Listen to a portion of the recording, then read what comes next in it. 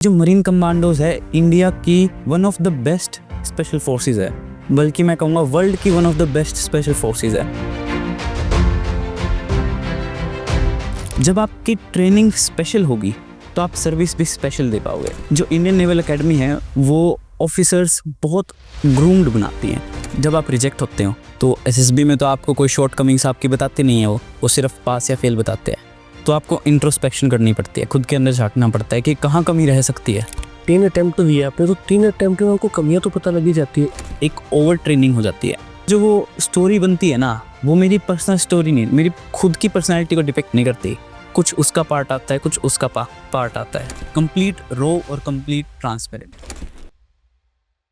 कहते हैं कि यदि आप असफल होते हैं किसी भी चीज में तो जरूरी है कि आप अपनी कमियां देखें, जाने अपने अंदर झांके, थोड़ा कमियों को सुधारें, फिर से तैयार हो और वापस से अपनी मंजिल तक पहुंचने के लिए प्रयास करें। लेकिन उसमें जो सबसे जरूरी होता है वो होता है खुद पे विश्वास करना, आत्मविश्वास जिसे कहते हैं। और आत्मविश्वास आता है अनुशासन से। यदि आप अनुशासित हैं तो आत्मविश्वास आ ही जाएगा। और यदि आप में आत्मविश्वास आ जाता है तो आप कितनी भी बार असफल हों, आप एक ना एक दिन जरूर सफल होते हैं, क्योंकि आप जानते हैं कि आप ये कर लेंगे। और ऐसे लोग विशेष होते हैं निश्चित रूप से। और ऐसे विशेष एक लड़का मेरे साथ में मौजूद है, नौजवान विशाल सारण मेरे साथ में मौजूद है। 154 एनडीए कोर्स में ये ज्वाइन करने वाले हैं थोड़े दिनों में। लेकिन इंटरेस्टिंगली ये 116th Indian naval academy course में ये ज्वाइन करने वाले हैं।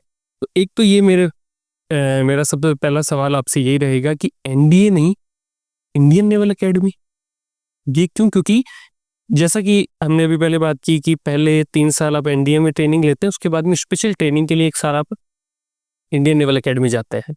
आपका नेवी प्रेफरेंस है, सीधा इंडियन नेवल एकेडमी क्यों? सर देखिए कि मेरी पहली प्रेफरेंस तो नेवी है ही, क्योंकि मुझे मरीन कमांडोज जिसे मार्कोस कहते हैं वो ज्वाइन करना है। लेकिन मेरे पास फिर नेवी ज्वाइन करने के 2 ऑप्शंस थे। एक तो पहले एनडीए में ज्वाइन होके फिर 1 साल की ट्रेनिंग नेवल एकेडमी में, और दूसरा ऑप्शन था 4 के 4 साल इंडियन नेवल एकेडमी में। तो उस टाइम पे जिस टाइम पे मेरे को ये डिसीजन बनाना था, मेरे एक मेंटर हैं जो कॉमोडोर आज़ाद, मैंने उनसे एडवाइस ली कि क्या डिसीजन बनाना चाहिए, क्योंकि वो काफ़ी एक्सपीरियंस्ड है। उन्होंने मुझे सलाह दी कि जो इंडियन नेवल एकेडमी है वो आपको स्पेशली नेवी के लिए ट्रेन करेगी। ठीक है, जब आपकी ट्रेनिंग स्पेशल होगी तो आप सर्विस भी स्पेशल दे पाओगे। तो इसलिए जो इंडियन नेवल एकेडमी है वो ऑफिसर्स बहुत ग्रूम्ड बनाती हैं। ऐसी बात नहीं है कि एनडीए में कोई कमी है। हाँ मतलब यही बोलने वाला। एनडीए में कोई कमी नहीं है, सिर्फ प्रेफरेंस की बातें हैं कि मैं 4 के 4 साल नेवी को देना चाहता हूँ। आपने कहा कि मैं मार्कोस ज्वाइन करना चाहता हूँ, दैट्स वाई आपने 4 साल वहाँ ट्रेनिंग लेने का डिसीजन लिया है। ये कहाँ से आता है मुझे ये ज्वाइन करना है? इस लोगों का तो सीधा सीधा सही रहता है कि यार मैं एनडीए ज्वाइन कर लूँ, उसके बाद मैं ऑफिसर बन जाऊँगा, कर्नल रैंक मिलेगी मुझे। देखिए, मुझे भी जब ऐसा पता चला कि मार्कोस चीज़ क्या है, जब मैं 11th में था और कोई प्रिंस से ही हमारे एक सीनियर थे जो मार्कोस में कमीशन हो गए थे। ओके। हाँ, पहले 4 साल की ट्रेनिंग होती है, फिर कुछ एग्जामिनेशन पास करके उनको मरीन कमांडोज मिल गई थी। वो हमें एड्रेस करने आए थे छुट्टियों में। तो वो एक पॉइंट ऑफ इंस्पिरेशन था मेरे लिए। उसके बाद मैंने प्रैक्टिकली बातें सोची कि जो मरीन कमांडोज है इंडिया की one of the best special forces है, बल्कि मैं कहूँगा वर्ल्ड की one of the best special forces है। तो मैं अपने आप को लिमिट नहीं करना चाहता। मैं चाहता हूँ कि हर एक पॉइंट पे मैं मैक्सिमम अचीव करूँ। 3 अटेम्प्ट आपने दिए हैं, ठीक है। तो पहले बात तो यही हो जाता है कि यार 3 अटेम्प्ट दिए बंदे ने, आपको मिलती है, ले देखिए 4 अटेम्प्ट है, तीसरे अटेम्प्ट तक आप चले गए, एक ही बचा था उसके बाद में शायद जी। तो आपको ये कब पता लगने लगता है कि यार मैं 3 हो गए हैं, 1 हो गया है, नेवी में जाना है? कुछ जो है जिनको मैंने भी कई बार मैं भी बातचीत करता हूँ तो पता लगता है कि एनडी के लिए भैया प्रिपेयर कर रहे थे, 2 अटेम्प्ट दे लिए थे, 2 नहीं हुए। उसके बाद में कोई भर्ती आई, एनडीए के लिए आई, सॉरी माफ कीजिए, नेवी के लिए आई, एयरफोर्स के लिए आई, तो वहाँ उन्होंने एग्जाम्स वगैरह दिए और वो सीधा उन्होंने एयरफोर्स ज्वाइन कर लिया। अब एनडीए के थ्रू नहीं गए, वो उन्होंने एनडीए का छोड़ दिया। हाँ जी। तो ये कब पता लगने लगता है कि यार मैं कर लूँगा? देखिए, जब आप रिजेक्ट होते हो तो एसएसबी में तो आपको कोई शॉर्ट कमिंग्स आपकी बताते नहीं है, वो सिर्फ पास या फेल बताते हैं, रिजल्ट बताते नहीं कि कहाँ पर आप फेल हुए। तो आपको इंट्रोस्पेक्शन करनी पड़ती है, खुद के अंदर झांकना पड़ता है कि कहाँ कमी रह सकती है। तो अगर आपको ऐसा लगता है कि ये कमियां हैं, मैं इसको सुधार लूँगा, तो आप नेक्स्ट अटेम्प्ट ज़रूर देते हैं। लेकिन जो 2 अटेम्प्ट के बाद क्विट कर जाते हैं, मैं कहना चाहूँगा कि ये सबसे मेन जो फैक्टर रहता है वो रहता है डिटर्मिनेशन, कि जो पहले मैंने डिसीजन बना लिया, मरीन कमांडोज तो मरीन कमांडोज, अच्छा। तो उससे इधर उधर जाने का कोई सवाल ही नहीं उठता। अगर कोई कमी है मेरे अंदर तो मैं उसको सुधारूंगा, और फिर असेसर्स हैं मेरे पास यहाँ पर, तो मैं उनसे डिस्कस करता हूँ, गाइड करते हैं कि तेरे अंदर क्या क्या कमी रह गई होगी, इनको कैसे कैसे सुधारना है। तो मुझे पता है कि मैं इन पे काम करके अचीव कर सकता हूँ, तो मैं उन पे काम करता हूँ और फिर अचीव कर लेते हैं। पर ऐसी कोई कमी थोड़ी होती है कि यार जिनको हम सुधार ही नहीं सकते? मेरे ख्याल से तो सुधर सकती है सारी कमी। हाँ, हो सकता है अधिकतर कमियां सुधर सकती है, लेकिन कुछ ऐसी कमियां होती है जो आपकी जैसे आपको पाला पोसा गया है या फिर बचपन से ही जो कोर क्वालिटीज बन जाती है शरीर के अंदर। जैसे आप, मैं कहना चाहूँगा, स्पीड ऑफ डिसीजन मेकिंग होती है, ये नेचुरल है, इसमें ज़्यादा चेंजेस भी नहीं कर सकते। कुछ स्पेशल आप एक्स्ट्राऑर्डिनरी लेवल पे ट्रेनिंग लेके उसको माइनर चेंज कर सकते हो, बहुत कम मार्जिन से, क्योंकि कोर क्वालिटीज है। लेकिन कुछ ऐसी हैं जैसे पावर ऑफ एक्सप्रेशन है, आप इसको प्रैक्टिस कर करके कुछ हद तक इम्प्रूव कर सकते हो, स्टेमिना हो जाता है, इंड्योरेंस हो जाता है। कुछ क्वालिटीज़ ऐसी हैं जो आप ट्रेन कर सकते हो, कुछ ऐसी है जो शायद ही ट्रेन हो, या फिर अगर ट्रेन होंगी, इम्प्रूव होंगी, तो बहुत कम लेवल तक। बहुत कम, आप 19-20 कर सकते हैं। पावर ऑफ एक्सप्रेशन की आप बात कर रहे थे, मुझे कहीं ना कहीं ऐसा लगता है, मैं जैसे जनरली हम बातचीत करते हैं, जैसे डॉक्टर साहब भी कई बार कहते हैं कि स्कूलिंग जब होती है बच्चे की, तो उस दौरान बच्चे रटा रटा या फटाक से आंसर ना दें, बच्चे सोच के आंसर दें, क्योंकि उनके पास तो उनके अंदर वो पावर ऑफ एक्सप्रेशन डेवलप होगा। स्कूलिंग में बेसिकली हम लोग इतना ध्यान नहीं देते हैं, पर आजकल लोग देने लगे हैं। कई बार जो हम बात करते हैं, कई बार हम देखते हैं ना कि यार बच्चा शुरू में 1-2 साल 5 साल का जब बच्चा होता है तो वो बहुत अच्छे से खेल खिला के हंसता है, बातें करता है, और वो जब स्कूल ज्वाइन करता है और 10th क्लास तक आता है तो इंट्रोवर्ट हो जाता है। तो कहीं ना कहीं पावर ऑफ एक्सप्रेशन जिसकी हम बात कर रहे हैं, वो स्कूलिंग में भी आपको पता चलता है कि यार स्कूलिंग में भी अगर आपकी अच्छी ट्रेनिंग हुई है या आपने अच्छे से स्कूलिंग करी है तो आपके अंदर पावर ऑफ एक्सप्रेशन आएगा, वरना फिर आपका डावाडोल ये मामला।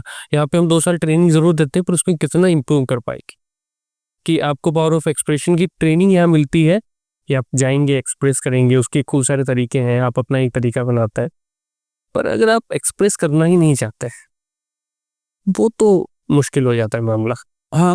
मैं कहता हूँ कि एक थ्रेशहोल्ड पॉइंट होता है कि इसके आगे अगर आप खो तो आप डेवलप कर सकते हो। अगर किसी को स्टेज फियर है, अगर वो स्टार्ट ही नहीं कर पा रहा, अगर वो पहला अटेम्प्ट, उसको पता है कि अगर मैं बार बार स्टेज पे जाऊंगा तो मेरा जो स्टेज फियर है वो निकल जाएगा, लेकिन अगर वो पहला स्टेप ही नहीं ले पा रहा, कि पहली बार ही स्टेज पे नहीं जा पा रहा, तो वो पीछे रह जाएगा। एसएसपी के लिए आप ट्रेनिंग करते हैं, एक आपका 1 साल जो पूरा होता है जब आप यहाँ पे रहते हैं और पढ़ाई करते हैं, एनडीए के लिए प्रिपेयर करता है। कई लोग ऐसा भी कहते हैं कि यार जब आप एनडीए के लिए जा रहे हैं तो आप क्यों ऐसे स्पेशल अकेडमीज ज्वाइन कर रहे हैं, क्यों आप वहाँ जा रहे हैं, क्यों इतना पैसा लगा रहे हैं?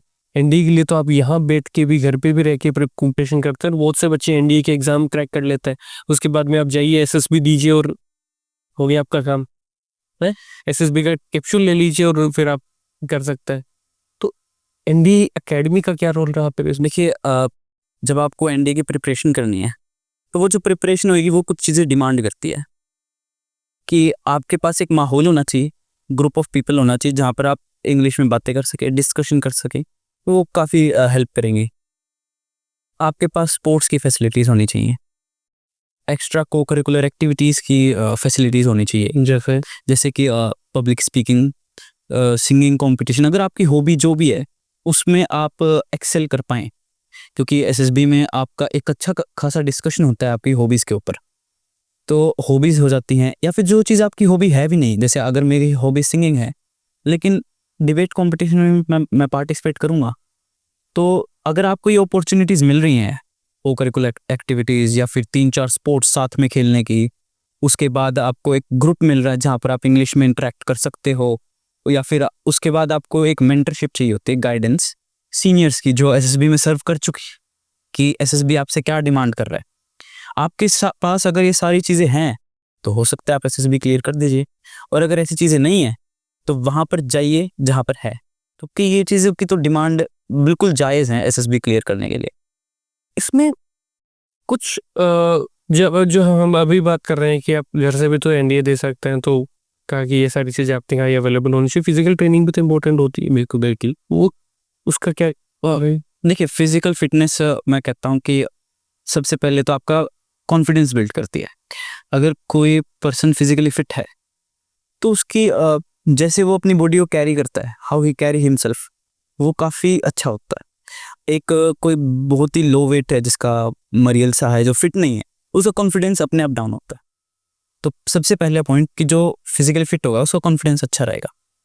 दूसरी बात, कुछ ऐसे होते हैं, जैसे मैंने पुराने कोर्स के मेरे सीनियर से बात करी है, कि कुछ ऐसे कैंडिडेट्स होते हैं जो रिटर्न और फिर एसएसबी फिर मेरिट में भी फिर एडमिशन ले लेते हैं एकेडमी में, लेकिन फिजिकल कैपेबिलिटी ना होने के कारण वो वहाँ से भाग जाते हैं उस ट्रेनिंग के दौरान। बिल्कुल, मुझे सीनियर ने बताया था कि one of the top rankers ऐसे इस कारण से भाग गया था, क्योंकि वो फिजिकली फिट नहीं था। उसने टॉप रैंक अचीव करी और वो फिजिकल ट्रेनिंग उतना और नहीं कर पाए, काफ़ी अच्छी रैंक होने के बावजूद वो उसको छोड़ के आना पड़ा, क्योंकि वो उसके साथ कंपैटिबल था ही नहीं। तो मतलब सुन रहे हैं आप, फिजिकल ट्रेनिंग बहुत ज़रूरी है, बहुत ज़्यादा ज़रूरी है कि अगर आप फिजिकली ट्रेंड होते हैं अच्छे से, तो ये ना सिर्फ आपकी लाइफस्टाइल, आपके अंदर चीज़ें इंप्रूव करने के लिए ज़रूरी है, बल्कि वहाँ पे भी बहुत इंपॉर्टेंट रोल ये अदा करती है। हम अभी जो हम बात कर रहे थे, एक तो जब आप एसएसबी के लिए जाते हैं तो आपकी एक स्पेशल ट्रेनिंग होती है, एसएसबी ट्रेनिंग जिन्हें हम बोलते हैं, और एक आपका 1 साल हो, जो पूरा 1 साल जब आप पढ़ रहे हैं, जब आप फिजिकल ट्रेनिंग कर रहे हैं, जब आप खेल रहे हैं, चीज़ें कर रहे हैं, एक आपका स्पेशल एसएसबी ट्रेनिंग होता है। अगर हम लोग स्पेशल एसएसबी ट्रेनिंग निकाल देते हैं तो ये 1 साल एनडीए के एग्जाम भी निकाल दे रहे हैं हम बाहर, कि एनडीए के एग्जाम पे भी बात नहीं कर रहे हैं और एसएसबी की ट्रेनिंग पे भी बात नहीं कर रहे हैं। फिर क्या, इसके अलावा जो 1 साल बचता है आपके पास में, वो 1 साल आपके एनडीए के लिए कितना हेल्पफुल है, वो किस तरीके से हेल्प करता है। ये स्पेशल, अगर आपको एसएसबी क्लियर करना तो स्पेशल ट्रेनिंग तो होती है एसएसबी, फिर वो 1 साल का क्या रोल है उसमें? देखिए, जो वो 1-2 साल होंगे जिसमें आप 11th-12th होती है मोस्टली, तो वो जो टाइम पीरियड होता है उसके अंदर आप वो क्वालिटीज़ डेवलप करते हैं जिनको टाइम लगता है। जैसा है, अगर कोई कैंडिडेट है जो काफ़ी इंट्रोवर्ट है, बचपन से ही बोलता नहीं है, एक्सप्रेस नहीं कर पाता, ऑर्गेनाइज नहीं कर पाता चीज़ों को, या फिर आप बात करिए एडेप्ट नहीं हो पाता चीज़ों से, जो 15 OLQs हैं उसमें मेजॉरिटी ऑफ द मिसिंग है, तो वो 15 दिन में डेवलप नहीं होंगी। लेकिन जो ऐसा कैंडिडेट है जिसमें वो क्वालिटी ऑलरेडी है, तो 15 दिन का कोर्स उनको उभार के लेके आएगा कि आपको ये क्वालिटीज इस तरीके से एक्सप्रेस करनी है, ताकि कोई ऐसी क्वालिटी ना रह जाए जो आप एक्सप्रेस ना कर पाओ और असेसर ये समझें कि आपके अंदर वो मिसिंग है। बाकी ऐसा बहुत कम केसेस में होता है कि वो समझ ना पाए, लेकिन हाँ, एक्सप्रेशन बहुत ज़रूरी होता है कि आप अपने आप को एक्सप्रेस कर पाएँ। अच्छा, मतलब आपके अंदर क्वालिटी तो है, पर उसे ऑन पेपर एक्सप्रेस कैसे करना है, लोगों के सामने कैसे एक्सप्रेस करना है, ये आपको वो कैप्सूल कोर्स सिखाता है। मैं एग्जांपल देना चाहता हूँ, जैसे साइकोलॉजिकल टेस्ट होता है। मैं मानता हूँ कि किसी कैंडिडेट की बहुत अच्छी साइकोलॉजी है और वो काफ़ी अच्छे से थिंक करता है, विचार लाता है बहुत अच्छे से, लेकिन उसकी राइटिंग स्पीड नहीं है, वो लिख नहीं सकता जल्दी। तो उसके अंदर विचार तो अच्छे आ रहे हैं, हाईली रिकमेंडेबल कैंडिडेट तो वो है, लेकिन वो अपने आप को पेपर पे एक्सप्रेस ही नहीं कर पा रहा, वो इनकम्प्लीट रिस्पॉन्सेज रह रहे हैं। तो जो साइकोलॉजिस्ट होगा तो वो उससे परसीव ही नहीं कर पाएगा। तो वो जो राइटिंग स्पीड है, तो उसकी पर्सनैलिटी और असेसर के बीच में बैरियर बन जाती है। तो कैप्सूल कोर्स ऐसे जो बैरियर होते हैं इनको हटाता है। अच्छा, एक जो आपके अंदर भी प्रॉब्लम। हाँ, मैं कहना चाहता हूँ कि जो मेरा फर्स्ट अटेम्प्ट था, मैं फिफ्थ दे आउट था, मेरे अंदर यही एक इशू था। मैंने बाद में इंट्रोस्पेक्ट करा, मैंने मेरे मेंटर से भी बात करी, तो ये एक इशू रह गया। तो मेरी एक स्टोरी मतलब हाफ हाफ ही लिख पाया मैं। कुछ WAT के रिस्पॉन्स, जो वर्ड एसोसिएशन टेस्ट होता है, उसके रिस्पॉन्स खाली छूट गए थे। तो इनकम्प्लीट रहने का भी एक काफ़ी ज़्यादा नुकसान रहा मेरा, लेकिन मैंने बाद में वो इम्प्रूव करा। तो वो आपने राइटिंग स्किल्स अपनी इम्प्रूव करी, स्पीड इम्प्रूव करी, एंड देन फिर आप, यानी विचार आपके अंदर आ रहे हैं पर लिख ही नहीं पा रहे हैं, तो आप कैसे डिलीवर करेंगे उस चीज़ को? तो उसके लिए SSP बहुत ज़रूरी है। अच्छा, ये अभी हम लोग जब बात कर रहे थे इस बारे में, तो मेरे दिमाग में एक और बात आई। 3 अटेम्प्ट तो दिया आपने, तो 3 अटेम्प्ट में आपको कमियां तो पता लगी जाती है, तो आपको पता लगेगी यार मेरे अंदर ये कमी है और मैं इसको इस तरीके से ट्रेंड करके सुधार लूंगा। जब मैं रिजेक्ट हुआ, तो उस टाइम पे रिजेक्ट होने के बाद कुछ टाइम मैंने दिया मेरे खुद को, ताकि मैं खुद के अंदर झांक सकूं, इंट्रोस्पेक्ट कर सकूं, सेल्फ एनालिसिस कर सकूं कि मेरी कहाँ कमी हो सकती है। मैंने जो पुरानी प्रैक्टिस करी हुई थी उनको दोबारा उठा के देखा कि इनमें कहाँ कहाँ कमी है। फिर मैंने जो यहाँ पर प्रिंस में मेरे असेसर्स हैं, तो उनसे भी डिस्कशन करा कि कहाँ कहाँ कमी रही होगी। तो उन्होंने मुझे गाइड करा कि, और मुझे पता चला कि मेरी राइटिंग इशू तो था ही, एक मेरा फर्स्ट अटेम्प्ट में एक और इशू था जो साइकोलॉजिस्ट ने बताया। एक ओवर ट्रेनिंग हो जाती है कि जिसमें साइकोलॉजिकल टेस्ट में आपको काफ़ी बैलेंस तरीके से प्रैक्टिस करनी होती है। मैंने फर्स्ट अटेम्प्ट में क्या करा, काफ़ी सारी बुक्स पढ़ी, काफ़ी जो मेरे साथ वाले दोस्तों ने स्टोरीज लिखी थी, जो मेरे सर एग्जाम्पल देते थे, तो उनमें से बेस्ट पार्ट निकाल के मैं मेरी स्टोरी में जोड़ने लग गया। तो इससे क्या होता है कि जो वो स्टोरी बनती है ना, वो मेरी पर्सनल स्टोरी नहीं, मेरी खुद की पर्सनैलिटी को डिपेक्ट नहीं करती। कुछ उसका पार्ट आता है, कुछ उसका पार्ट आता है।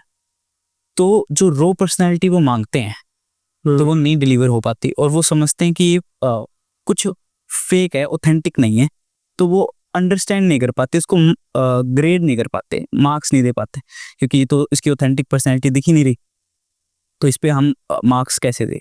तो जो साइकोलॉजिकल टेस्ट होता है, इसमें ओवर ट्रेनिंग से बचना होता है, जो मैंने लास्ट अटेम्प्ट में काफ़ी बहुत ही बैलेंस तरीके से, ना काफ़ी ज़्यादा ना काफ़ी कम, काफ़ी बैलेंस तरीके से प्रैक्टिस करनी होती है इसमें। यानी आप ट्रेंड हुए पर ओवर ट्रेंड हो गए, आप सब पता है मेरे को क्या क्या लिखना है इधर, तो उनको लग रहा है कि यार ये तो लिख तो रहा है, सही भी लिख रहा है, पर ये तो मामला ट्रेंड सा लग रहा है। हाँ, कुछ इस टाइप। हाँ, कि मतलब आपको चाहिए कि आपकी खुद की पर्सनल वो जो पर्सनैलिटी है वो दिखे, कंप्लीट रो और कंप्लीट ट्रांसपेरेंट। आप क्या ये मानते हैं कि अगर आपको सिर्फ रिटर्न निकालना है, एनडीए के लिए सिर्फ एनडीए रिटर्न निकालना है, तो आप सिर्फ बढ़िया स्टडीज में रहें, किताबें पढ़ें खूब सारी, और अगर आपको एसएसपी करनी तो थोड़ा बहुत फिजिकल करके एसएसपी ट्रेनिंग लेके आप एसएसपी कर लीजिए, या फिर आप चाहते हैं कि आपकी पूरी की पूरी जर्नी जो है 1 साल 2 साल की जो जर्नी है उसे प्रॉपर फॉलो करें? देखो, मैंने भी ये इसलिए चूज करा है कि 2 साल का जो कंप्लीट पैकेज बन जाता है, जिसमें आप रिटर्न एग्जामिनेशन के लिए प्रिपेयर करते हो, और साथ साथ में कुछ आपकी जो क्वालिटीज़ हैं उन पे काम करा जाता है, काफ़ी एक्सपोजर मिलता है। आप सीनियर ऑफिसर से बात करते हो, एक्स सर्विसमैन से बात करते हो जिन्होंने एसएसपी में भी सर्व करा है, तो उनसे आप बात करते हो, फ़र्क तो बहुत ज़्यादा रहता है। और सिर्फ फिजिक्स, केमिस्ट्री, मैथ्स और जो एनडीए में सब्जेक्ट्स आते हैं, जनरल स्टडीज़, इन सब्जेक्ट्स को छोड़कर बाकी चीज़ों पर भी काम होना चाहिए। जैसे आपकी हॉबी है, आप उसको डेवलप करें मैच्योर तरीके से, एक स्पोर्ट्स लेके चलें, उसमें अच्छा अचीव करें, स्पोकन इंग्लिश पे काम करें, अपनी नॉलेज पे काम करें, जैसे कि न्यूज़पेपर्स, ऐसी चीज़ों पे आप काम करेंगे तो आपको एसएसबी में बहुत ज़्यादा हेल्प मिलेगी। तो वो सारी जो आपकी ज़रूरतें हैं वो प्रिंस एनडी एकेडमी, प्रिंस सैनिक स्कूल पूरा करता है, और इसीलिए इसको बहुत बड़ी रेटिंग्स मिलती हैं जब भी बच्चे रेकमेंड होते हैं, और वो जब बच्चे जाते हैं तो वो कहते हैं कि हमारी जो 2 साल की जर्नी थी या 1 साल की जो हमारी जर्नी थी उसने हमें यहाँ तक पहुँचाया है, ना कि सिर्फ 15 दिन में या फिर हमारी सिर्फ स्टडीज़ ने। एक पूरा साल लगता है जब आप ट्रेंड होते हैं, जब आप तैयार होते हैं, और फिर आप जब एनडीए एसएसबी के लिए जाते हैं, तब आपको वो डिफेंस एकेडमी आपको मिलती है जहाँ तक आप पहुँचना चाहते हैं। आपको बहुत बहुत बधाई हो विशाल, और ये रेकमेंड हो गए हैं, आप भी होना चाहते हैं, तैयार होना चाहते हैं अपने लिए, तो निश्चित रूप से तैयार हो सकते हैं प्रिंस एनडी एकेडमी, प्रिंस सैनिक स्कूल में आकर। So thank you so much and all the best for your next